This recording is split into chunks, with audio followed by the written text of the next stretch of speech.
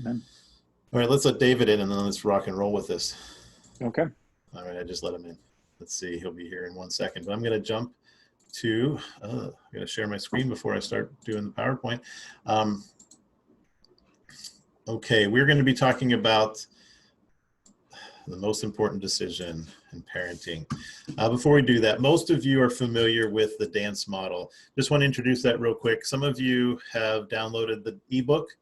Others of you have already gotten the dance model course for the Pay What You Can Afford course, and hopefully that's been a blessing to you. If you have not, some of the things we talk about in here really go back to this model. If you've not done that, please at least get the free ebook at traumabasedchristianparenting.com. I know that'll be a resource that you'll love, and it's free, and just want to make sure y'all get that, and the 5 steps to make a decision. The acceptance that we need to make, the non-judgmental, unconditional love, the curiosity, the empathy, and just learning how to dance with our kids. That relational dance as opposed to the battles is just so worth doing. So please do pick that up. We have the free ebook, the Pay What You Can Afford course, and it's all about just how to engage in a healing communication. And it really does help you end the battles. And there's people that come back a week after using this and say, you know, it's just been way better without having to battle with your kids. So please, please, please get some of those resources that are free or whatever you can afford with that course. Today, we're going to be kind of talking about a lot about mindset and really thinking through what is my mindset with my kids. We're so programmed with different mindsets and different ways of thinking about it. And parenting is really big because most people around you, your parents, the grandparents, aunts, uncles, friends, everyone does parenting and everyone has advice for you. And you're taking in these traumatized kids, and sometimes there's a mindset that you get that just doesn't apply to them, just doesn't really work with them. So we're going to be looking at some of those mindsets and how to shift that and how to make some decisions to move into a better process tonight. So we need to realize that parenting traumatized kids is truly a calling. And so we are so grateful that you guys have chosen that calling. Some of you have biological kids that are going through different traumas and experiences. A lot of you have made that choice to step into foster care and adoption, and it is a calling. It's something that you really have to be called to, or it's just really not something that's gonna work real well for you. And so you received this calling. You probably had great intentions, maybe had some apprehensions and anxieties. Bet there was a lot of excitement about what was God was going to do. And so you stepped into this, and then after a while, that period where you feel like you got things under control, the honeymoon period, so to speak, that kind of ends. These are hurt kids. These are kids that are really struggling, really hurting, and things don't go as planned. And sometimes that change happens really rapidly and is a really drastic change. It can be a really sharp turn. And then we have to try to regain control. My guess is that a lot of you have already, if not all of you, have already gone through this process and are at that point of trying to regain control. So that's what we want to talk about tonight, ways that we try to regain control that might be misguided, although well-intended, and then stepping into really making that change and what that looks like. So one of the misguided mindsets we have is what we call the savior mindset. All of us have this to some degree or another. And this isn't, none of these are to point the finger at anyone. And if you're doing this, that it's something that's unique to you. These are things that we all have, whether on a conscious or even subconscious level. A lot of times, some of these mindsets I see creep up on me in a subconscious way. That wait a second, I'm kind of acting that way again. Where's that coming from? And it's just a deeply ingrained thing. So this savior mindset, this idea that I can save these kids, right? If I just love them enough.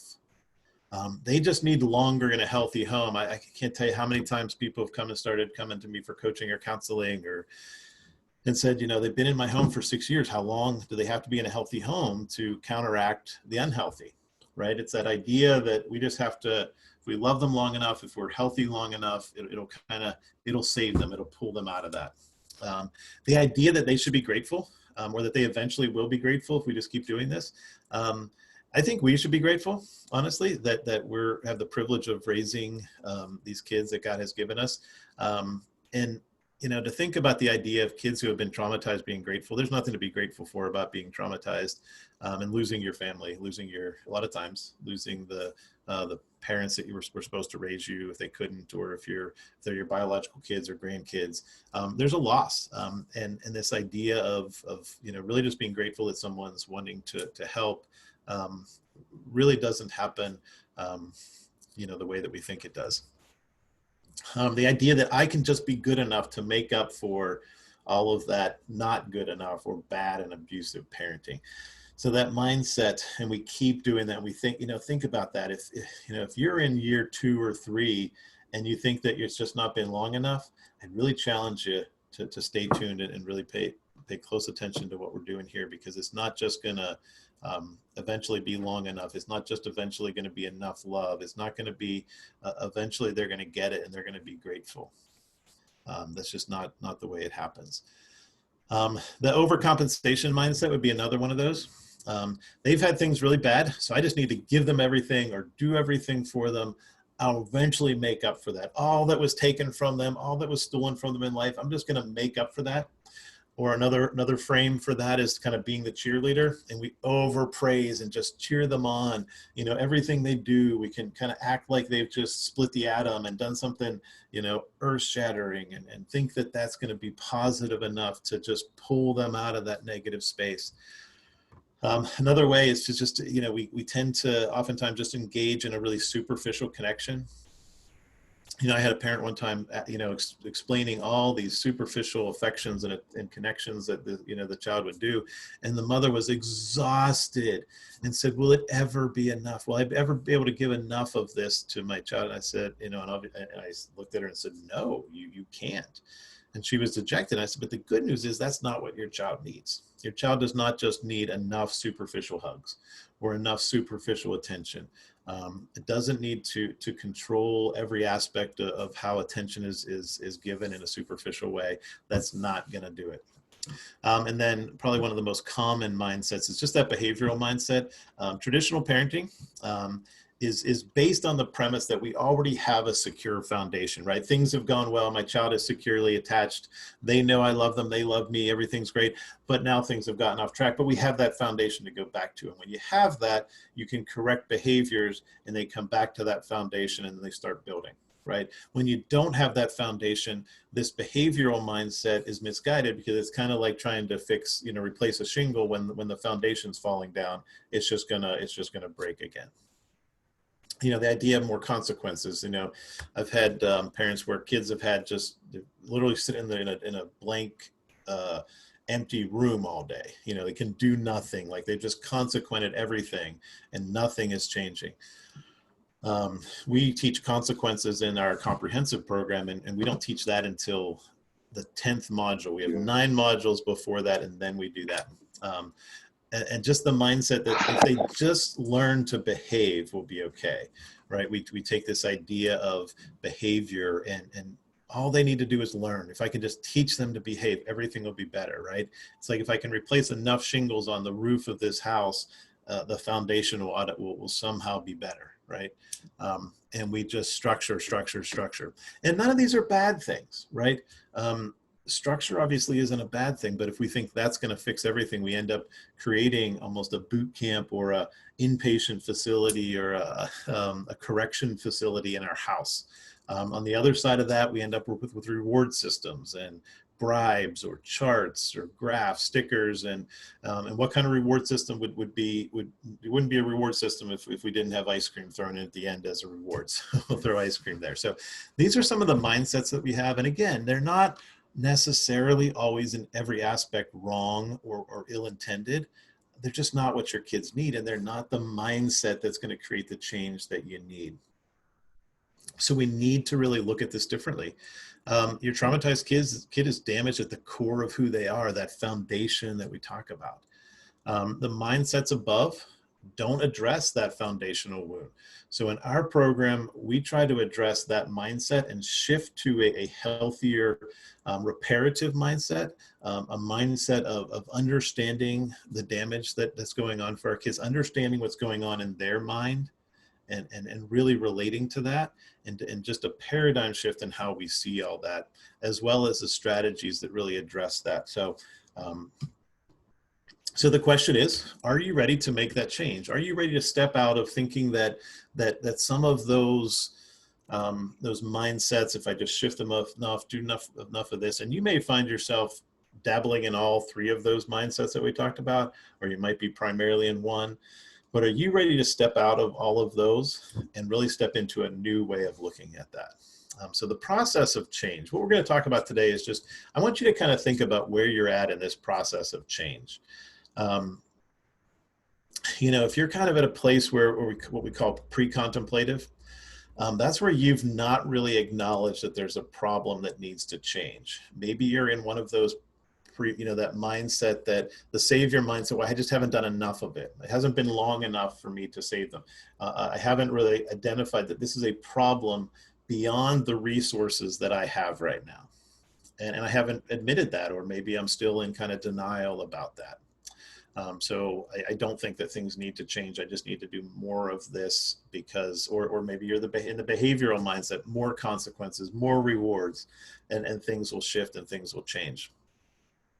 The contemplative. So this is where you start to become, okay, something's not happening the way it needs to, right? Things aren't changing. Things aren't getting to a better place. And so if things aren't changing the way I need them to, some point I'm going to need to do that. But we're still in this place of, but do I really want to? And sometimes we ask that question, is the pain of changing greater than the pain of staying the same? We acknowledge the pain of staying the same, but sometimes we look at the change process and just think this is overwhelming. And sometimes we just say, that's too hard, too much, too long, too expensive, too whatever. And we think that it's going to be harder or more difficult or more painful than just staying the same, and hoping that maybe we revert back to one of those mindsets and say, no, that's too hard. I'm going to revert back to it. I'm going to try to believe this again. And that doesn't work. Then we get past that and we get to the preparation stage where we're ready to change. We know we got to change. We know that we can't bounce back to those previous mindsets and have them work again. They're not going to, and it's good. I have to change, and it's going to be soon. Like, we're getting ready to change, but we're not quite there yet.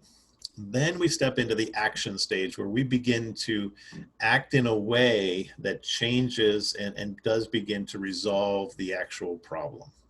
And that's what we're inviting you to, into shifting and changing those mindsets, looking at from a trauma perspective, looking at how the brain is wired, how that works, how trauma affects the brain, how it affects just every aspect of your child and your family now. So once we go through the action and we go through that process of changing, then we get to the maintenance and we begin to maintain that change over time. However, we are all human. I've been doing this for 20 years and I still relapse back into those mindsets. Okay. I still find myself consequenting my kids over and over again. It's like, what am I doing? I teach people. I just talk to people about this on a Zoom call and I'm home here doing it. We all relapse. We all go back to just an easier way of thinking about this. So that's where we get. So I want you to look at where are you at? Are you stuck in some of those mindsets that are misguided, that just aren't going to work? And where are you on these stages of change? Are you still in the pre-contemplative where you think, these are still going to work? My guess is if you're here, you're probably either in the contemplative or above. Maybe you're in preparation, or maybe some of you are ready to take action. But what stage are you in? Think about that. Be honest with yourself. Where are you at in this process of saying this whole process needs to shift and needs to change so that things can get better?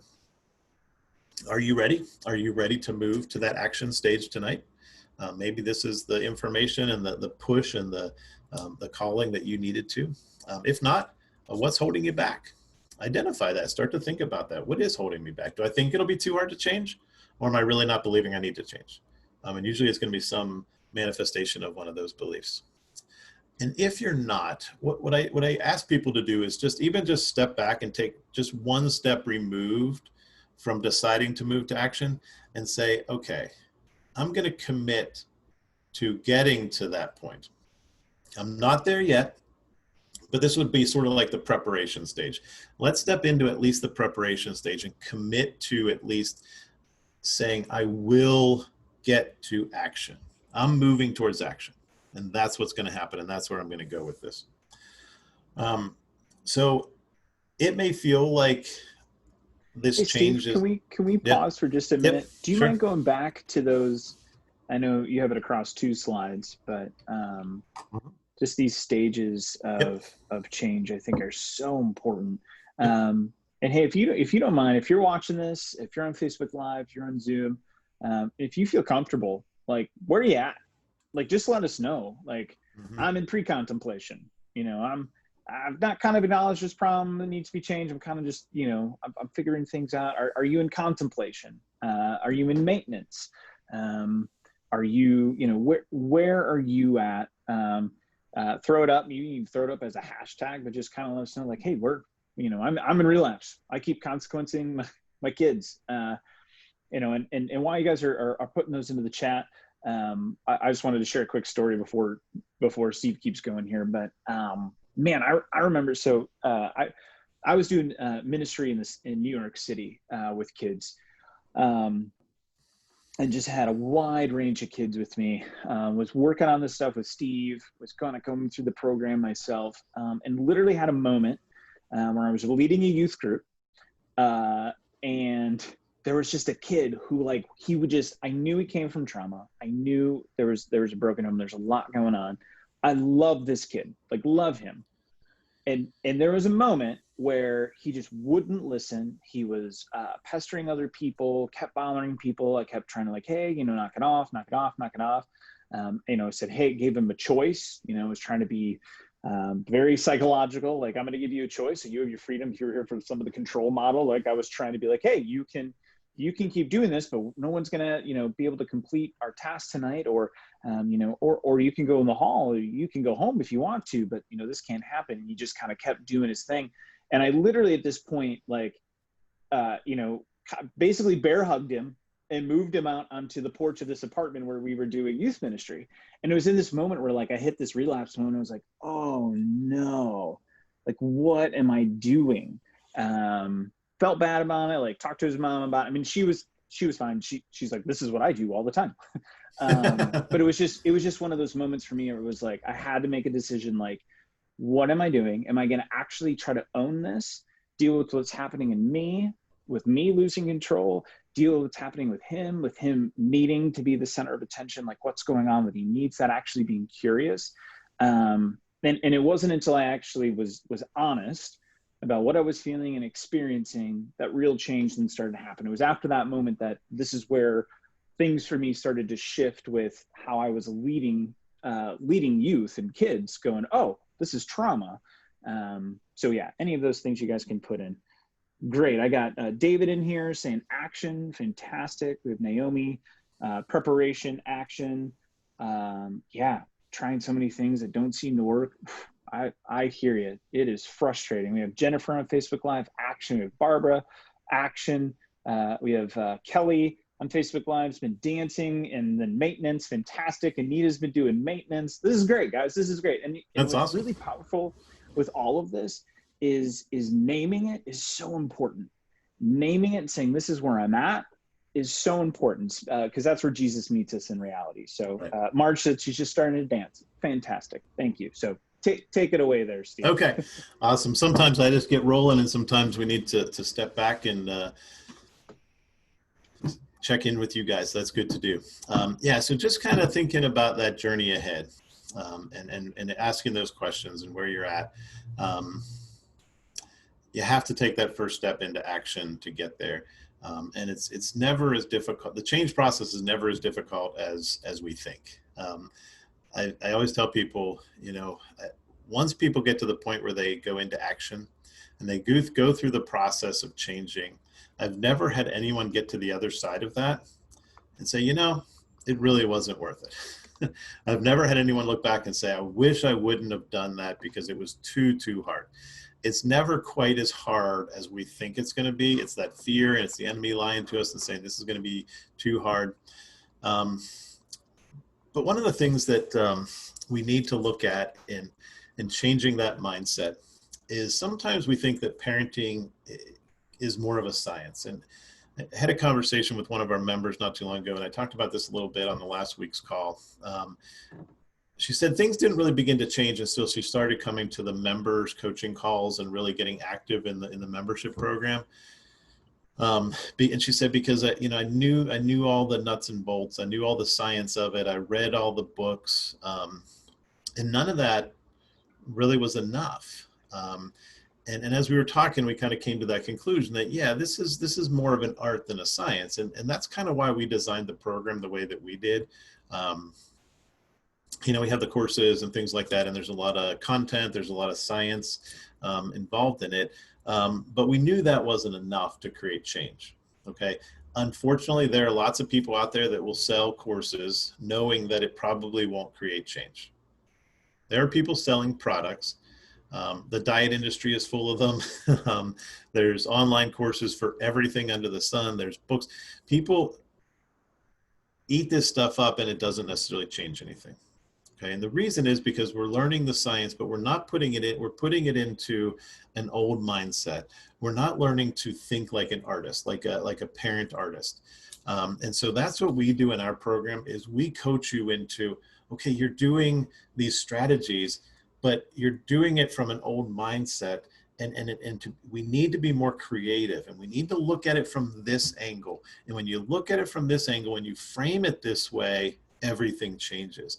It's just like you can be painting and then a really skilled artist can come in and have you look at it differently, and then and they paint it and it's completely different, or they teach you how to paint it in a different way, and it changes everything. The perspective, the composition of it, the positioning of things.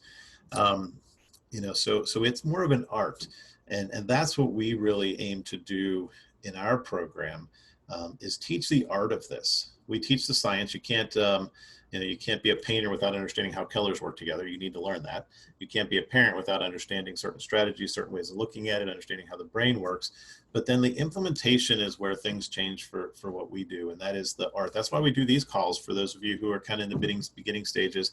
And then when you get into the members program, which we're going to talk about in just a minute, we do calls with the members that then we can talk about a lot more content and really get really specific in these. As you guys think about questions to ask, we really ask you to keep it to the content of what we have here, because even if you are a member or you've been through more of this, everyone here doesn't have all that content, and we can't teach the whole program in one night to be able to make that make sense. For example, sometimes we have people ask about consequences. Well, I can't really talk about how we do consequences in depth because you haven't done the 9 modules that have a foundational understanding that lead to how to do the consequences in a way that works for traumatized kids. So that's where we're at with this. And I don't know, Kevin, do you want to take a couple questions, or do you want to talk about what we have with the programs and the courses and stuff? Well, here's what I'll say. Please go ahead and start putting in any questions that you have into the chat. I'll talk us through some of this. But what I really want to make sure is, we take the majority of our time tonight to go through some of the questions that that you have. So again, as you're thinking through what we've talked through tonight, kind of this pre-contemplative, we're looking for specific questions that have to do with like, man, I'm stuck in pre-contemplative. Here's why. Or I've tried a bunch of things, maybe there's something specific you try, and here's why I feel like I'm kind of stuck in this place, whatever that is, in terms of this decision-making with your kids. That's kind of some of the questions that we're looking for. I mean, if you have something else specific, feel free to throw it in the chat bar. We may be able to get to it. But if you guys could kind of keep it to that, that'll just be helpful for all parties involved tonight. So if you want to start writing that in the chat, if you're on Facebook Live, please write that in the chat. I'll bring it into here and we'll get to those. But wanted to make sure you guys knew some of the resources that are available to you. Some of you have been here before, you've heard this. And for those of you who are new, this will kind of hopefully be some fresh living water for you. But we do have some things that are available to you, and I'm actually going to go ahead and drop them into the chat now. I put the ebook in there. I'm going to drop a couple of other things into the chat. I'm going to do it here, and I'm going to do it on Facebook real quick, just so you can see them while I speak to them. But we have a dance course model. And so basically what our dance model course, and so it is an 8-video series, and it's probably one of the best tools that we know of for you to interact with your children that come from trauma. The dance model is, it's an acronym. So D is decide to see your kids differently. A is to accept them where they're at. N is to be non-judgmental. C is to be curious. E is empathy. And we unpack this more and more. But what the beauty of dance is, and probably what it unleashes most in parents, is truly a freedom to be present to behavior that might make you scratch your head or go, oh my goodness, what's going on? And actually give you a mental mindset to think through that's empowering, that's peace-giving.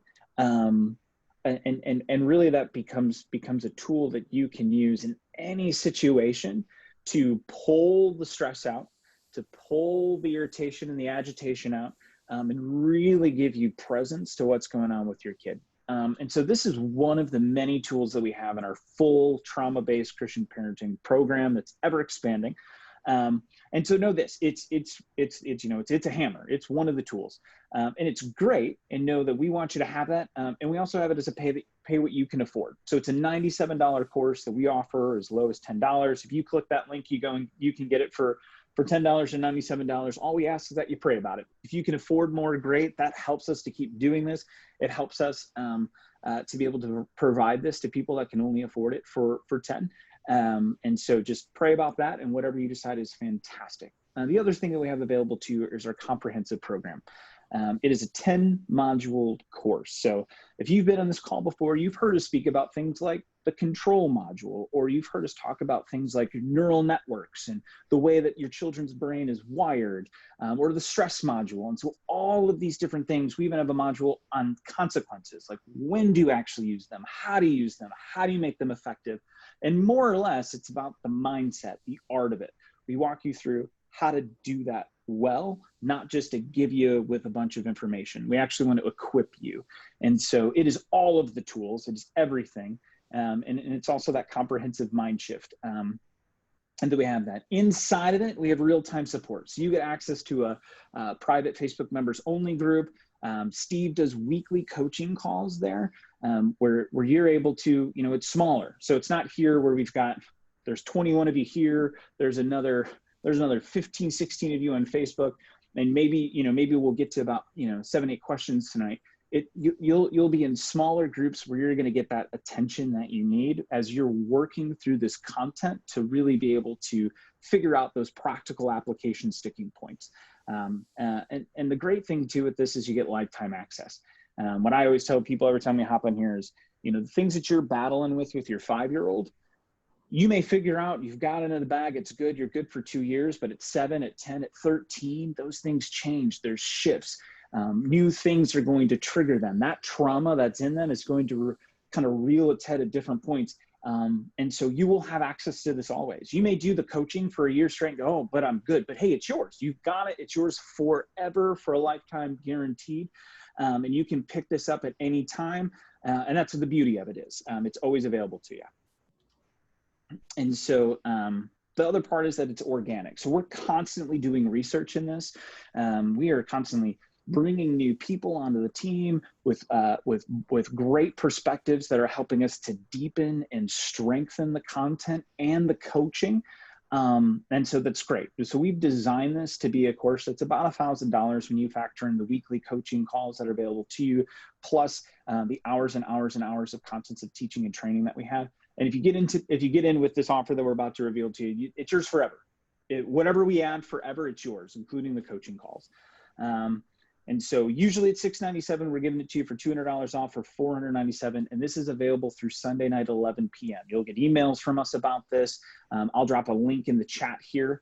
And I'll do that right now as I'm speaking to you about it, just so that it doesn't slip my mind, because sometimes it does.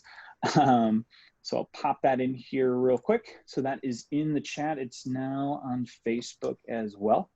And that's available to you. And also, here's the deal. We know sometimes that doesn't work. We want to give you the $200 off. If you need a payment plan, if you're like, hey, can I spread this out over 12 months? Can I do it over 8 months, 6 months?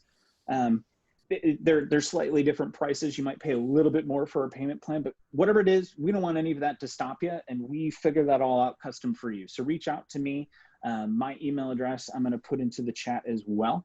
But you can get a hold of me, and I'm happy to help you out with any of that. So fire me a chat, but you have to do it tonight. It's easier for me because to set it up custom, it does take some extra time, but we want to do that for you. So if you're like, hey, I like this, but here's what I need, shoot me an email. I can get you set up. I can get you access tonight. And I would love to do that. And then finally, we have a 90-day money-back guarantee. Again, we are just trying to eliminate all the barriers to you. If you've given the program a good try, we monitor how many videos, like how many minutes of the videos have been watched, how many coaching calls that you've been to. And if you've done 80% of the course and in 3 coaching calls in the first 90 days, and you're like, this just isn't working, we'll give you your money back. You hit those markers, we'll give you your money back. We just want to be a resource to you and literally eliminate anything that would stop you from doing that. So just know that's available to you. Yeah, so as you look at what Kevin just talked about, in light of the content that we just went over tonight, these stages of change, we're not saying that every single one of you should buy the comprehensive program. If you're in pre-contemplative or contemplative, you should probably think about getting the pay what you can afford program and just seeing how that works for you. If you're not even there yet, make sure you have the free ebook. You've came tonight, so you're probably at least thinking about moving to contemplated, if not already there, or preparation. If you're in preparation or action, then you should probably really consider the comprehensive program. And if you can't afford right up front, contact Kevin and get a payment plan. And if it's not going to work for you, just let us know within 90 days, like Kevin said. So there's really not, this isn't a hard sell. This isn't saying, hey, every single one of you should send us $497 tonight. This is saying we want to meet you where you are and meet you at that stage of change that you're in. And we want to make that somewhat risk-free because we really believe in the program. So we'll give you the money back within that 90 days if need be. So hope that makes sense. And with that, we can look at some questions. Fantastic. So let's go with this first one from Heather. She says, our son has made a lot of progress in 5 years because he is almost 17. It is knowing what to do when he still deals with rage and addiction. As far as the decision-making process, trying to help, creating healthy boundaries, what do you do with, older kids still with dealing with addictions and things like that? Well, I'm in that position. I have lots of kids that are in that teenage and beyond, and we've had to figure out. And one of the mindsets that helps when kids get to that stage is really committing and deciding that this is a process that is not going to end right now, tonight, today, this week. I'm committed to that action that is going to be more of a long-term process. Some of my kids have had to leave and on bad terms because they've decided that way. And that's okay if that's what they decide to do. If they decide that I'm 18 and I need to do whatever I want, we say, that's fine. You can do that. And we'll be here for you when you decide you want to do it differently. And so sometimes, you have to be willing, and this is really hard. You have to be willing to let your kids make those mistakes because, when we get back into, and this goes back to the control module, and we just did that. That was just last week, right? Or the week before? Yep. Okay, 2 weeks ago. 2 weeks ago. You can go back and watch that and understand that, I can't, no matter how much I want. And I did this with one of my kids, and this is actually, my daughter was just over with her grandkids and went to church with the kids tonight. And, when she was at that stage, I went just bananas in my head. It's like, I need to stop her from leaving because I know this is going to be bad. And I was just destroying myself with that. And it's okay. She left on bad terms. She made really dumb choices.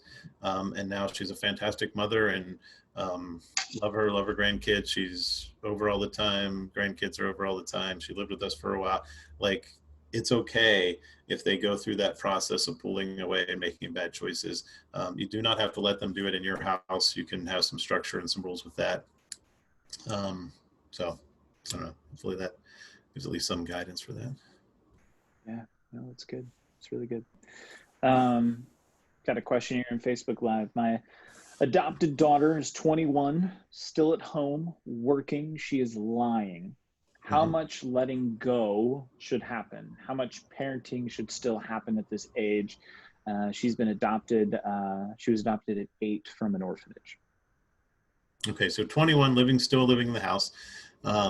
So my thing is that if you're going to live in my house, there's certain non-negotiables, right?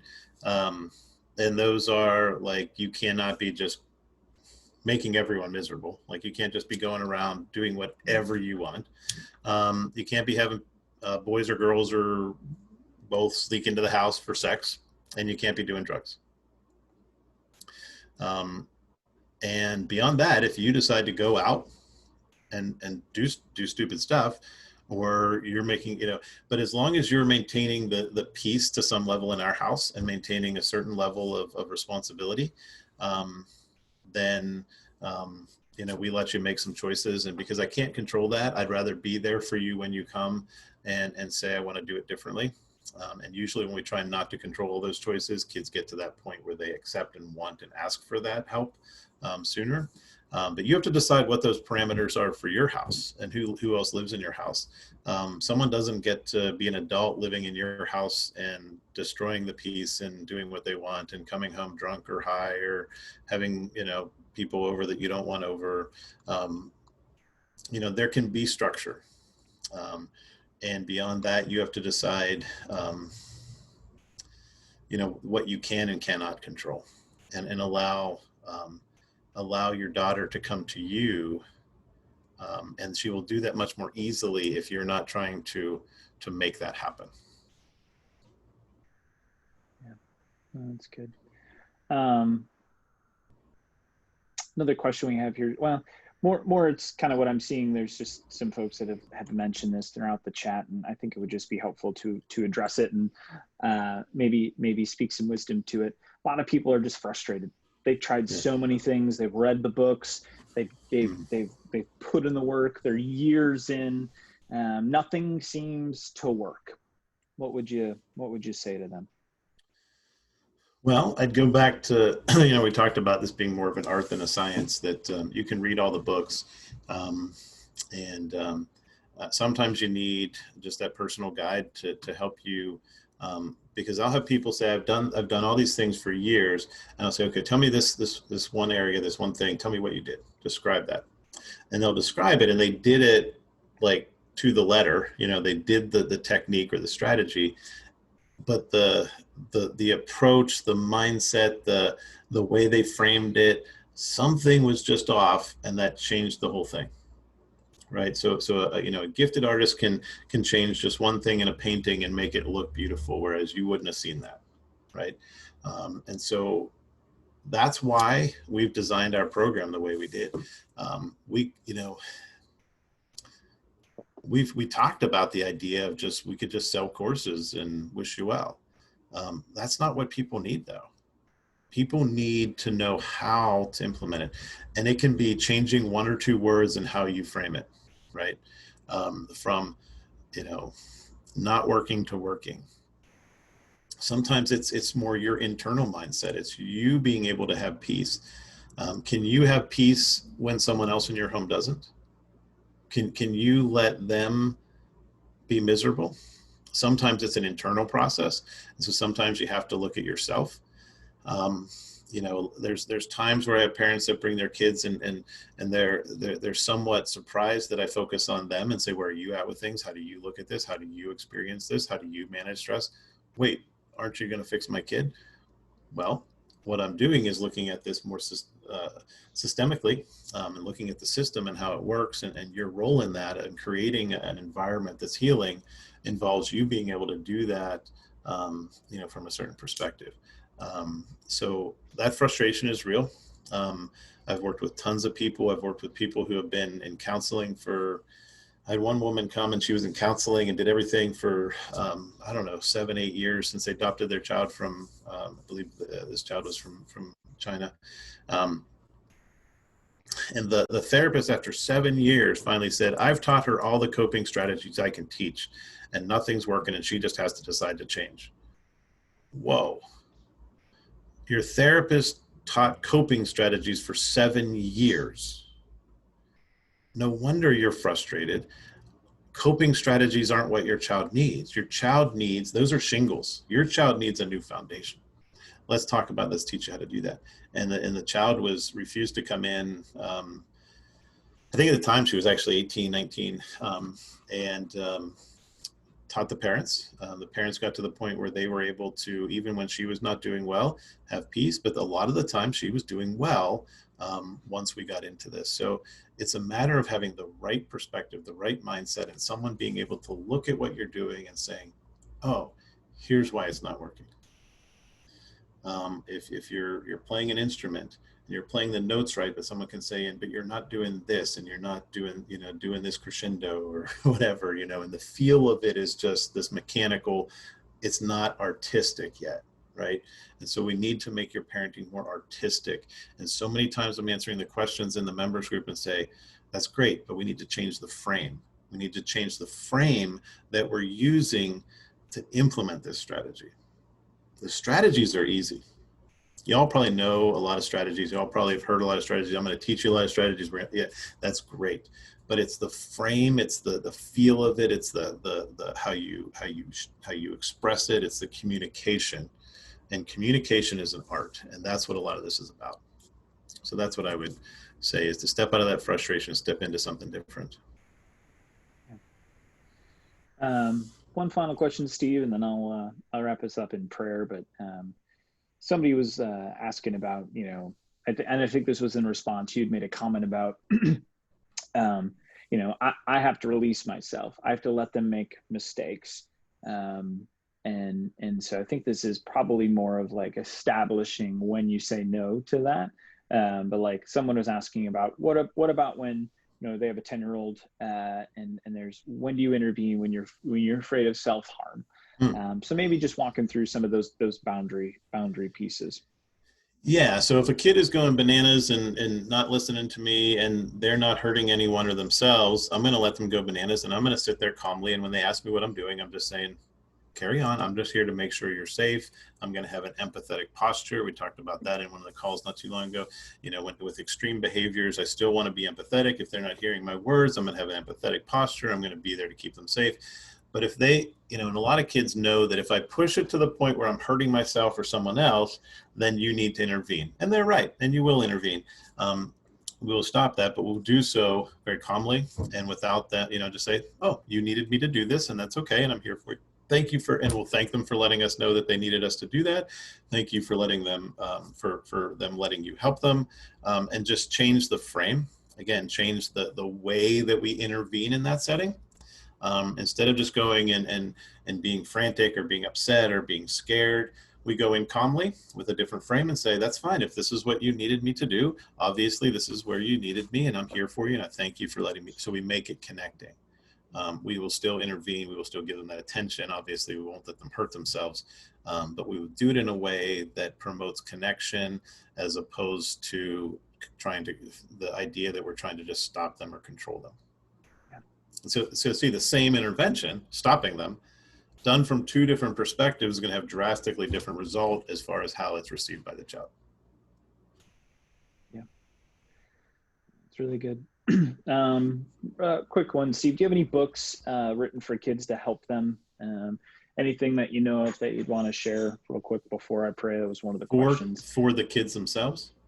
The question specifically is, any books written for kids to help them, I'm assuming, with what they're experiencing in adoption, or is this all an area of emotions that are felt?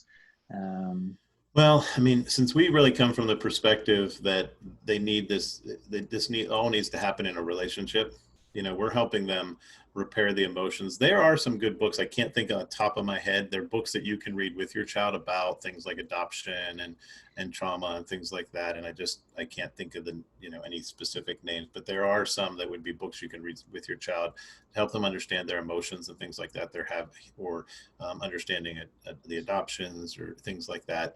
And I'm sure you can search and find those. And there's nothing wrong with those. But ultimately, we need to change the relationship that they have with you, because kids are hurt in relationships. And so a book won't change that. What will change that is a healing relationship, and a relationship that changes the environment and gives your child an opportunity to heal and resolve. Yeah, that's good. Well, that is all that we have for tonight. Unfortunately, we are at the end of our time. I want to respect everyone's time. We want to encourage you all that were here tonight. Thank you. Thank you for being here. And also want to say, hey, if you want to come back next week, we'd love to have you. 8 o'clock, you'll get an email. You can hop on Facebook Live. It'll be the same link. Love to have you come back and continue to ask those questions. Again, the links that are in the chat, if you want to copy and paste them for the ebook, for the dance course, for the full program, all of that's available to you. And again, wherever you guys are at, there's no pressure here at all. We just want to make sure you know what resources are available to you, and we want to help you in any way that we can. So with that, let me pray. Real quick, Kevin, just want to clarify. Yeah. Someone just posted, but how do you stop them from hurting? Do you restrain them? Typically you don't need to. Very small children, you might need to hold them, things like that. But we really don't want to have to restrain kids. We just want to, as naturally as possible, just kind of stop their ability to hurt themselves. And if we are using, if we're calm and we're thanking them for letting us help them, and or letting us know that they need our help, and we're using that language. Generally, kids will start to calm, and they won't understand that why we're so calm. So the idea would be, that we can intervene in a way that enables them to stop. So then she said, hurting me or a sibling. I guess it depends on how big or how old the child is, because typically, with a young child, we can, I will take a child to a room where it's safe. I'm going to do everything I can not to specifically hold a child down, though, and restrain them. I'm not saying that you won't ever have to do that to protect someone, but we're going to try to do everything we can to stop that. I'm going to say, I'm sorry, you can't hurt your sibling. Ask the sibling to go somewhere else. Take this. I'm going to get them to a safer place where I don't need to restrain them if I can't, with how I just talked about, kind of dancing through this, and do what I can to protect myself without having to, as a last resort, needing to restrain them. So anyway.